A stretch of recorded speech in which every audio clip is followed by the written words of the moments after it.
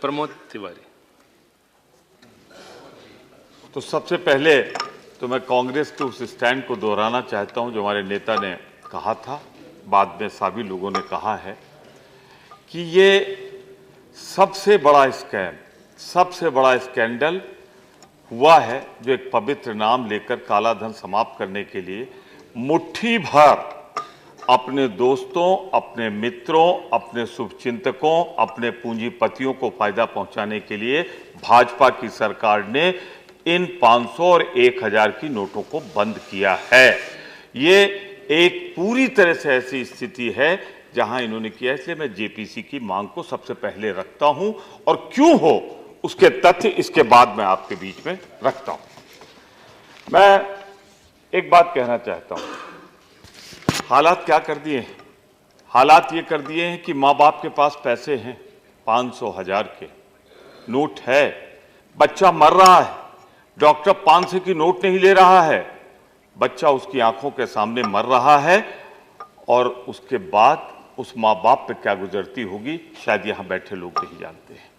आज हालात ये है कि पैसे हैं जेब में पर कोई लेने वाला नहीं है, भूख से लोग बिलबिला रहे हैं पर 500 1000 की नोट चल नहीं रही है। और सबसे बुरी हालत तो ये है, शायद उन लोगों को चिंता नहीं होगी जिनके घर में ऐसा नहीं होगा, लेकिन जिन घर में बेटियां होंगी, जो परिवार मानते होंगे। मैं ऐसे कई परिवार के माँ बाप मिले, मैं कल आया हूं प्रतापगढ़ से लौटकर, जिनके बारात आने वाली है और वो नहीं जानते इन बेटियों के हाथ कैसे पीले हों। बहुत हाय ले रहे हैं आप, बहुत आपको बद्दुआ लग रही है। पर इतना जरूर मैं कहना चाहता हूं, इधर मैं जिन शहरों में गया पिछले 7-8 दिनों के अंदर, इलाहाबाद, प्रतापगढ़, लखनऊ और तो छोड़िए प्रधानमंत्री जी के क्षेत्र वाराणसी में चले जाइए, लंबी लंबी लाइन लगी बैंकों के सामने, एटीएम के सामने। सुबह से लोग शाम तक खड़े हैं और जब पहुंचते हैं खिड़की के पास तो अंदर से दिखा दिया जाता है पैसा खत्म। यह हालात है। गांव में स्कूल बंद है, पूछो भैया क्या हुआ, लड़के सड़क पे क्यों खेल रहे हैं, कहे मास्टर साहब लाइन में लगे। हालात यह है कि छोटे कारोबारी, भूखमरी की नौबत आ गई, कैसे चलता है कारोबार?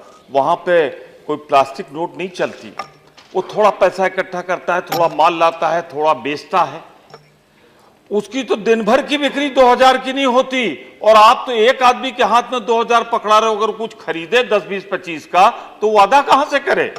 कहीं व्यवहारिक होकर बात करिए। जो आज गांव की हालत है मैं वो आपको बयान कर रहा हूं। ये जो दिहाड़ी मजदूर हैं, हालात नहीं मालूम होंगे इस सरकार को, क्योंकि सरकार तो पूंजीपतियों की सरकार है, पूंजीपतियों का ख्याल रखती है। आज जहां मजदूर रोज आता था, गांव से शहरों में खड़ा होता था, सबको हालात मालूम होंगे। दिन भर उस मजदूर को मजदूरी देने के लिए कोई आ नहीं रहा है, क्योंकि अगर मजदूर की मजदूरी दे भी दे तो सीमेंट कहां से लाए, ईंट कहां से लाए, काम कहां से कराए। हालात ये है कि मजदूरों के घर में फाका पड़ रहा है। आज हालात यहां तक पहुंच गए हैं। और छोड़ दीजिए आप, जो आपने कदम उठाया इससे बेरोजगारी बढ़ रही है। शहर में सबसे एक बुरी हालत जो हो रही है, बहुत से लोगों के बच्चे शहरों में पढ़ रहे हैं, जो शहरों में पढ़ते हैं सुबह शाम कहीं यहाँ खाना खाते हैं होटल में, बच्चे कहीं वहां खाते हैं, उनके पास 500 1000 के नोट हैं, लेकिन उन बच्चों को कोई खाना खिलाने को तैयार नहीं। इन छात्रों को वो होटलों में खाना नहीं मिल रहा है उनको, क्योंकि उनके पास कोई परिवार नहीं, उनको कोई सहारा नहीं। और सबसे बुरी हालत तो उसकी है, कल मैं आपको एक कहानी सुना दूं। कल एक कार्यक्रम में गया था, किसान हमेशा वो बोलता था जय श्री राम, क्योंकि भाजपा का बड़ा कट्टर समर्थक था। कल बड़ी जोर से आया, तपाक से हाथ मिलाया, मंगल का दिन था, मैं मंदिर से उतर के आ रहा था, मैंने कहा क्या हुआ, आज क्यों नहीं बोल रहे हो? तो कह रहे भस्मासुर की कहानी सुनो, बड़ा बुढ़ा है, भस्मासुर की कहानी सुनो, हम ही किसानों ने, हम ही ने शिव भगवान बन के मोदी जी की सरकार बनवा दी थी। ये तो कलयुग का भस्मासुर है, जिन्होंने बनाया था उन्हीं के सर पर हाथ रख रहा है, किसानों के, मजदूरों के, नौजवानों के। तो आज आपकी हालत भस्मासुर की हो गई। लेकिन मेरे ख्याल से जिनको मालूम होगी थोड़ी पौराणिक कहानी, वो जानते हैं भस्मासुर का अंत कब होता है। मैं नहीं जानता, लेकिन 2017-2019 में अपने सर पर हाथ रखकर नाचोगे और खुद भस्म हो जाओगे। आपने जो हालात कर दी है, ये पोजीशन बन गई है आपकी। बात करते हैं कि इससे तस्करी रुक जाएगी, ड्रग्स का कारोबार रुक जाएगा। जिस सरकार में सबसे ज्यादा ड्रग्स का कारोबार हो रहा है, वहां तो आप सहयोगी हो, रोक क्यों नहीं लेते?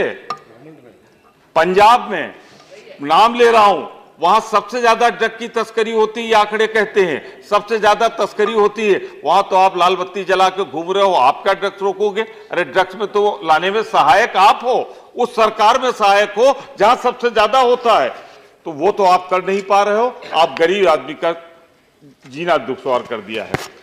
किया क्यों आपने? क्यों मैं कहता हूं, जरूरत क्या पड़ी आपको? आपकी जिंदगी के, इस सरकार की जिंदगी के 5 साल थे, 2.5 साल बीत गए। अब आपसे लोग पूछते हैं भाई 15 लाख कहां है?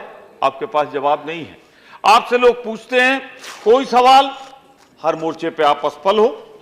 तो 8 बजे प्रधानमंत्री जी आते हैं और 8 बजे वो कहते हैं कि थोड़ी देर बाद 12 बजे के बाद ये 500 और 1000 की नोट, शब्द क्या इस्तेमाल किया, मुझे आपत्ति है, कहा ये रद्दी कागज के टुकड़े हो जाएंगे। 500 रुपए, और कौन रद्दी का टुकड़ा हो जाएगा? जिस पे आपने लिखा है मैं धारक को, अगर 500 की नोट है तो मैं धारक को 500 रुपए देने का, अगला शब्द गौर करिएगा, वचन देता हूं। ये किसका वचन है? ये भारत सरकार का वचन है, रिजर्व बैंक का वचन है। और अगर आपने जो आचरण किया है, तो भारत सरकार और चिटफंड कंपनी में फर्क क्या रह गया? चिटफंड कंपनियां भी तो यही करती हैं, वचन देती हैं कि तुम दो, हम 12 महीने में 18 महीने में दुगना कर देंगे, और 12-18 महीने में एक दिन तंबू खेमा उखाड़ के भाग जाती हैं। तो आपने तो भारत सरकार की हालत चिटफंड कंपनियों वाली कर दी है। और आप चिटफंड कंपनियों में अगर आपने किया होता कहीं, तो अब तक आप पे मुकदमा कायम हो जाता। कायदे से तो भारत सरकार अगर ईमानदार है तो आपको अपने ऊपर मुकदमा कायम करा के इसकी जांच करानी चाहिए कि आपने अपना वचन तोड़ा है। और वो वचन कहां दिया था? धारक को वचन कहां दिया था? वो एक प्रोमिसरी नोट था, लीगल, आपको अधिकार नहीं था। अधिकार मिलता है आपको आरबीआई के 26A(b) से। रिजर्व बैंक ऑफ इंडिया का जो रूल है 26, वो कहता है कि एक सीरीज को आप खत्म कर सकते हैं, पर आपने सीरीज नहीं खत्म की, आपने 76% करेंसी को खत्म कर दिया। 86% करेंसी को, 86.4% करेंसी को खत्म कर दिया। यह अधिकार आपको कहां से मिला? यह धोखा आपने किसको दिया? आपने नाम तो लिया काले धन का, और सच पूछिए तो आपने हिंदुस्तान के 125 करोड़ लोगों को धोखा दिया है। हिंदुस्तान के 125 करोड़ लोगों के साथ विश्वासघात किया है। वैसे तो हम लोग जब विदेश जाते हैं, आपकी सरकार की तारीफ करके आते हैं, क्योंकि वो भारत की सरकार होती है। लेकिन ये मैं पहली बार देख रहा हूं, कोई तो कह दे, अगर हिम्मत हो आप सब में, तो कोई मेरी इस बात को पहुंचा देना कि ये परंपरा नहीं रही है। भारत के प्रधानमंत्री जब जाते हैं तो अपने देश का गुणगान करते हैं, अपने देश के महत्व को बताते हैं। यहां आप ये कदम उठा के जाते हैं, वहां आप कहते हैं कि मैंने एक हाथ से काला धन, तस्करी और सब रोक दिया। यानी ये भारत सोने की चिड़िया बनाने का वादा था आपका, आपने इसे तस्करों का देश बना दिया, काले धन का देश बना दिया, वो भी विदेश की धरती पर बैठकर। आप भूल गए कि इलेक्शन मीटिंग नहीं एड्रेस कर रहे हैं, बल्कि जापान में एक कहीं अंतर्राष्ट्रीय संबोधन कर रहे हैं।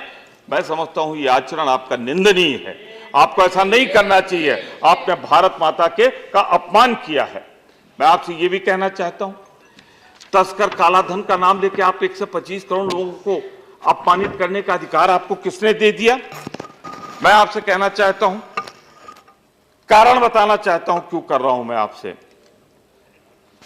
आपने तो काला धन 10 महीने से आप कह रहे हैं तैयारी कर रहे थे, आप कर रहे थे, बड़े सिस्टमेटिक ढंग से कर रहे थे। $30,000 पहले ले जाने का आपने अनुमति दी थी, धीरे से चुपचाप बढ़ाया, $75,000 कर दिया, फिर बढ़ा के $1,25,000 कर दिया, फिर $2,30,000 कर दिया, और भेज दिया आपने अपने दोस्तों यारों के माध्यम से। वायदा तो था काला धन वापस लाएंगे और आपने हिंदुस्तान का धन विदेश भेज दिया। ये आपके सरकार के बनाए हुए नियम है। मैं उन नियमों का उल्लेख देता हूं, इसलिए मैं कहता हूं कि इसकी जांच होनी चाहिए। मैं बिल्कुल विजय माल्या की दुखती रख पे हाथ नहीं रखूंगा आपके, मैं ललित मोदी का भी नाम नहीं लूंगा, लेकिन इतना जरूर कहूंगा कि 1 लाख करोड़ रुपए पिछले 3 महीना में जमा हुआ है और आपके प्रिय राज्यों में जमा हुआ है, प्रिय राज्यों में जमा हुआ है। जहां आपकी सरकारें हैं वहां ज्यादा जमा हुआ है। ये प्रमोद तिवारी नहीं कह रहा है, ये स्टेट बैंक इंडिया के आंकड़े कह रहे हैं। सामान्यतः जहां 50,000 करोड़ जमा होता था पिछले 4-5 महीने में, वहां 1,00,000 करोड़ जमा हुआ। यानी आपने 40-50,000 करोड़ पिछले 3-4 महीने में खपा दिया अपना। भाजपा सरकारें जहां पे हैं वहां आपका ये आचरण रहा। मैं सिर्फ इतना कहना चाहता हूं आपसे, आपने काले धन को जिस तरह से खपाया किया और उसके बाद जिस हालात में आपने किया है, नहीं मिलेगा। पर मैं तो बहुत ज्ञानी ध्यानी समझता था आपकी सरकार को, मेरी गलतफहमी थी, मैं अक्सर गलतफहमी में आ जाता हूं। आप पर तो देश ने भरोसा कर लिया कि अगर जरूरत पड़ेगी, दुश्मन का हमला होगा तो आप संभाल लोगे। पर मैं आपसे एक सवाल पूछता हूं आपके माध्यम से, पूरे सदन से। प्रधानमंत्री जी कहते हैं आप चिंता मत करो, आप जाना, आपके पास अगर सफेद धन है तो उसे एटीएम में जाना, आपको 4,000 मिल जाएगा। कौन सा 4,000 मिलेगा? अभी तो आपको मालूम ही नहीं था कि 4 लाख एटीएम मशीनों में 2,000 की नोट निकालने वाला इंस्ट्रूमेंट ही नहीं लगा था। नोट जा ही नहीं सकता था, निकल ही नहीं सकता था। क्या यही तैयारी थी? ये भारत के प्रधानमंत्री ने बोला? क्या उन्हें नहीं बताया गया था कि अभी तो आपके एटीएम तैयार नहीं है?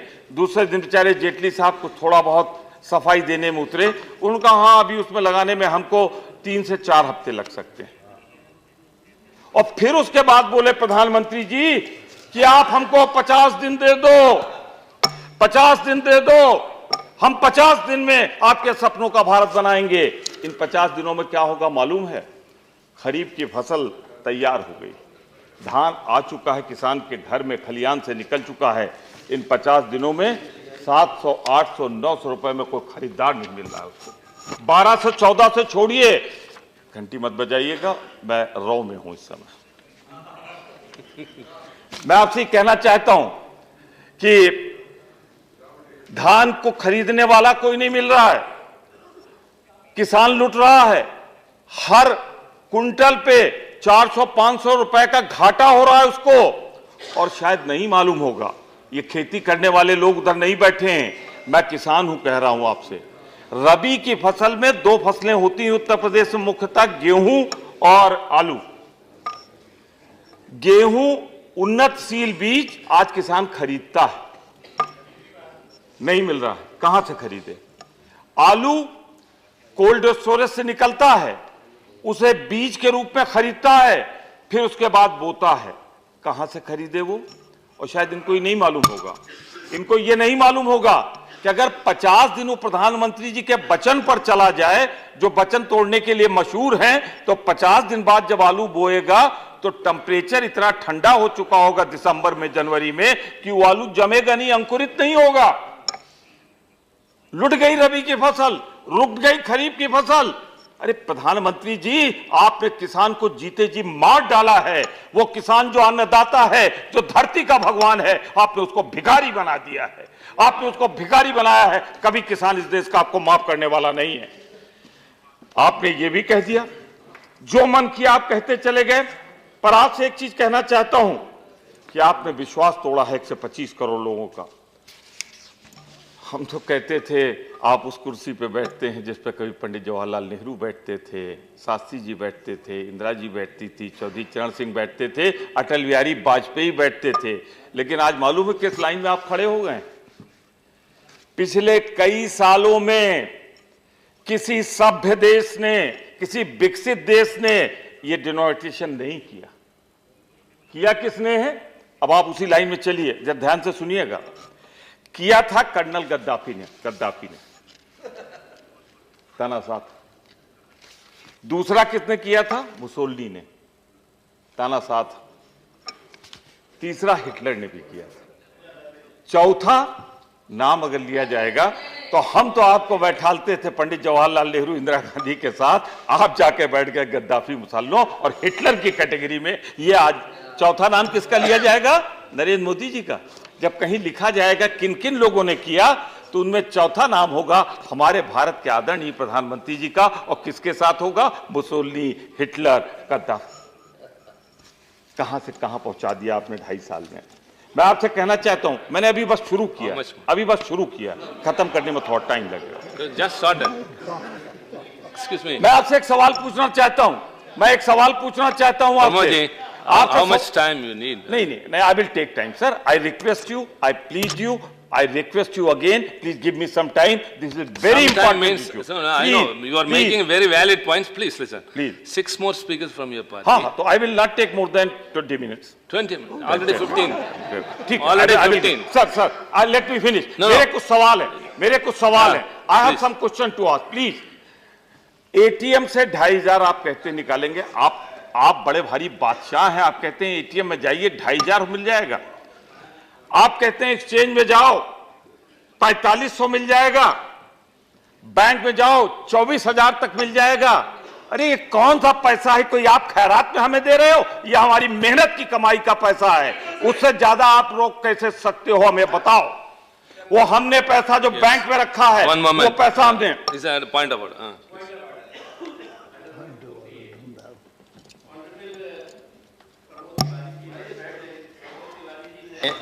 बहुत विस्तार से अपनी बात कही, बार बार एक 238 ऑनरेबल प्रमोद तिवारी जी ने जो बात बार बार कही कि प्रधानमंत्री जी ने ये कहा कि जो 500 और 1000 के नोट हैं वो रद्दी के टुकड़े हो गए। मैं केवल प्रमोद तिवारी जी की जानकारी के लिए और देश की जानकारी के लिए इतना बताना चाहता हूं कि प्रधानमंत्री जी ने जिस दिन अपना भाषण किया है और इस संबंध में देश को जानकारी दी है, उसमें जो उन्होंने शब्द कहे उस शब्द को मैं दोहराना चाहता हूं। देश को, भाइयों और बहनों, देश को भ्रष्टाचार और काले धन रूपी दीमक से मुक्त कराने के लिए एक सख्त कदम उठाना जरूरी हो गया है। आज मध्य रात्रि 8 नवंबर 2016 को रात्रि 12 बजे से वर्तमान में जारी 500 और 1000 रुपए के करेंसी नोट लीगल टेंडर नहीं रहेंगे, यानी ये मुद्राएं कानूनी अमान्य होंगी। 500 और 1000 रुपए के पुराने नोटों के जरिए लेन देन की व्यवस्था आज मध्यरात्रि से उपलब्ध नहीं होगी। भ्रष्टाचार और काले धन और जाली नोट के कारोबार में लिप्त देश विरोधी और समाज विरोधी तत्वों के पास मौजूदा 500 और 1000 रुपए के पुराने नोट अब केवल ये काले बाजारियों के लिए कहा है कि जो काले बाजारी हैं, जो भ्रष्टाचारी हैं, जो कि काले धन के माध्यम से गरीबों के हक पर डाका डाल रहे हैं, उनके पास जो नोट है वो रद्दी का टुकड़ा हो जाएगा। इसमें किसको आपत्ति हो सकती है? सर, किसको आपत्ति हो सकती है कि जो काला बाजारिये हैं, जो काले बाजारिये हैं, जो बेईमान हैं, जो भ्रष्टाचारी हैं, अगर उनके पास जो पैसा है वो कागज का टुकड़ा हो जाएगा। जो बेईमान नहीं है, जो ईमानदार लोग हैं, जो आम जनता है, जो गरीब है, जो कमजोर तबका है, उनका पैसा जो है सुरक्षित है, उनकी पूरी जो है सुरक्षा की जाएगी। ये बात प्रधानमंत्री जी ने कही है, इसलिए उसको डिलीट किया जाए जो कागज के टुकड़े का शब्द कहा गया है। Yes, please. मैं सिर्फ एक चीज कह दूं, पॉइंट ऑफ ऑर्डर का एक्सपर्ट तो मैं हूं, कब से हो गए। ये तो मैटर ऑफ एक्सप्लेनेशन, जब आप बोलते तो स्पष्ट कर देते, इसमें पॉइंट ऑफ ऑर्डर कहां से आ गया? दूध का दूध, पानी का पानी। और सुनिए, दूध का दूध, पानी का पानी भी सुनिए। प्रधानमंत्री जी ने जो बोला आपने ठीक से सुना नहीं। जब से नजमा जी रिटायर हुई, जरा आप कम ख्याल रखते हैं, ख्याल रखिए, नहीं तो फिर वहीं पहुंचा दिए। सुनिए और छोड़िए, रखिए उनको। जब आप सुनिएगा कभी ध्यान से, उन्होंने ये भी कहा जापान में क्या कहा उन्होंने, गाजीपुर में क्या कहा उन्होंने, यहां क्या कहा गोवा में। जब सब मिला के पूछेंगे ना, अरे भाई, I'm not yielding for him. No, Mr. Naqvi has raised the point of order. The chair will go into the record.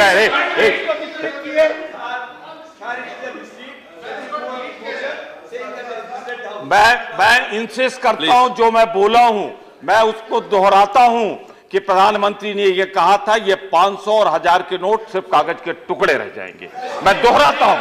दृढ़ता से दोहराता हूँ, प्रधानमंत्री ने देश को धोखा दिया। बेईमानों और भ्रष्टाचारियों के लिए कागज के टुकड़े हैं, ईमानदारों के लिए, किसानों के लिए, मजदूरों के लिए कागज के टुकड़े नहीं है। इस सरकार बेईमानों और भ्रष्टाचारियों के लिए, घोटालेबाजों के लिए वो कागज के टुकड़े मैनेजिंग डायरेक्टर के रूप में हो गया था। कहीं पे चोट लगी है, कहीं पे निशाना। आप क्यों ऐसी बात कर रहे हैं कि पूरी तरह से कंफ्यूज? प्लीज आप जरा प्लीज कम बोलिए तो अच्छा रहेगा। Please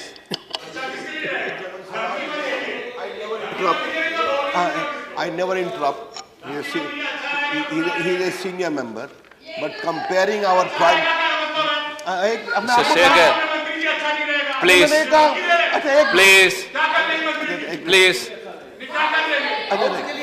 please resume. I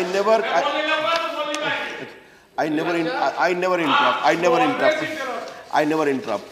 But comparing our honorable Prime Minister with Hitler, Mussolini, Gaddafi is atrocious to say the least. Completely wrong. It should not go on record, sir. No, please. It should not go on record. We will go into the record. If there is anything derogatory, that will be taken care of by the chair. Please, sir. Please. This is very, very unfair. Unparliamentary. Unparliamentary. We'll go into the record, and if anything derogatory will be. एक minute, मैं जो कुछ भी कहा रविशंकर जी ने, मैं उस पर अपनी बात फिर से दोहराते हुए कहना चाहता हूं, किसी सभ्य देश ने, किसी विकसित देश ने ये नहीं किया था। जिन लोगों ने किया था उनके इतिहास पे नाम मैंने पढ़ दिए हैं। उनमें एक थे कर्नल गद्दाफी, उनसे इतराज है आपको? कंक्लूड इन 1 minute. अरे नहीं भाई, अरे ये डिस्टर्बेंस जो हुआ है, ये जो डिस्टर्बेंस हुआ, भूपेंद्र जी प्लीज, ये जो डिस्टर्बेंस हुआ, भूपेंद्र जी प्लीज, ये जो डिस्टर्बेंस हुआ, too many interruptions. अरे भैया बैठ We'll जाओ। take more time. मैं समझ रहा हूं मेरी बात से कुछ नमक मिर्ची लग रही है, तो आपका उत्तेजित होना स्वाभाविक है। और अगर ऐसा हो रहा, मैं सिर्फ I am concluding 2-3 minutes. 2-3 minutes. Please. But you said 20 minutes. Already 21 is over. Sir Jairam Ramesh, 21 minutes over. मैंने जो कहा इसको दोहरा दूं। You want another 20 minutes? What is it? Come on. Presiding You officer, cannot be discussing for the whole of them. Please. Honorable Vice Chairman sir, you are presiding here. मैं आपसे सिर्फ एक विनती करता हूं। मैंने कहा है फिर दोहराता हूं कि इतिहास में तुलना जब की जाती है बड़े लोगों से, तो उनके सत्कार्यों से तुलना की जाती है। किसी सभ्य विकसित राष्ट्र ने यह नहीं किया। 1 से 24 साल पहले अमेरिका ने किया था, उसके बाद दोबारा नहीं किया। सिर्फ 3 लोगों ने किया था, और तीनों के नाम है कर्नल गद्दाफी, मुसोलिनी, हिटलर। चौथा नाम है श्री नरेंद्र मोदी जी।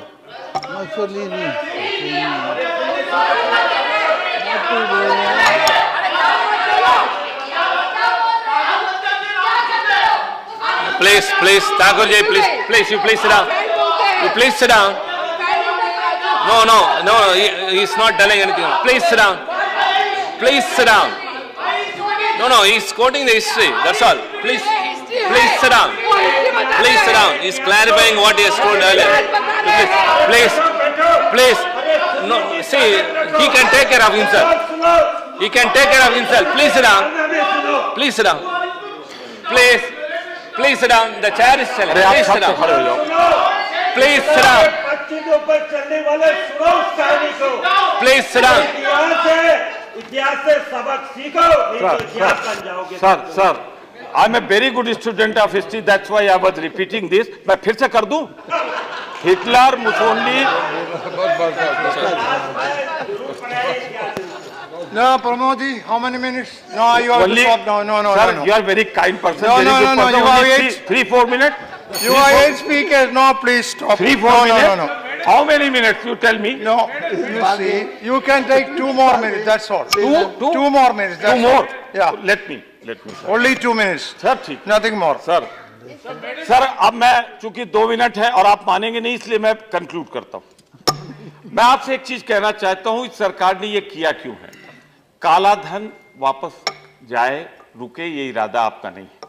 क्योंकि काले धन से जिस दिन से पैदाइश हुई थी आपकी पुरानी पार्टी से, इस पार्टी से नया नाता है आपका। कोई नया नहीं, बहुत पुराना है। एकमात्र राष्ट्रीय अध्यक्ष है जो टीवी पे नोट गिनते हुए पाया गया, तो आपकी शानदार पार्टी का है, किसी दूसरी पार्टी का नहीं। आप ही के पार्टी के लोग हैं जो नंबर 2 का पैसा ले रहे थे तो कह रहे थे भगवान से कम नहीं होता, खुदा से कम नहीं होता पैसा। तो ये आप ही ने कहा था। आप तो खुदा से जानते हैं, काले धन से आपका बड़ा पुराना रिश्ता है।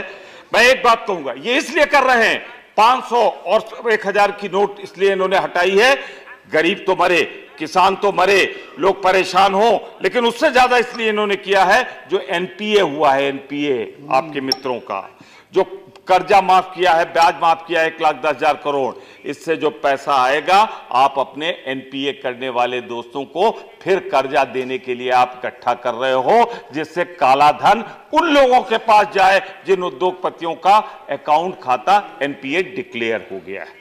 इसलिए आप कर रहे हो। आपकी नियत देश को सुधारने की नहीं है।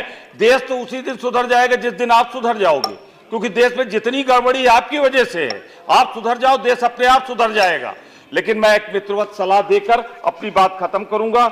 मैं इतने कहना चाहता हूं कि बहुत से आरोप लगे, वहां विधानसभा में भी कल लग गया है, तमाम अखबारों में लग रहा है, और ये जो आ रहा है ना, सुनने लायक नहीं। आजकल मत सुनिएगा, बंद रखिएगा व्हाट्सएप। ऐसी ऐसी गालियां लोग दे रहे हैं कि मुझे बुरा लग रहा है, आपको कितना लगता हो?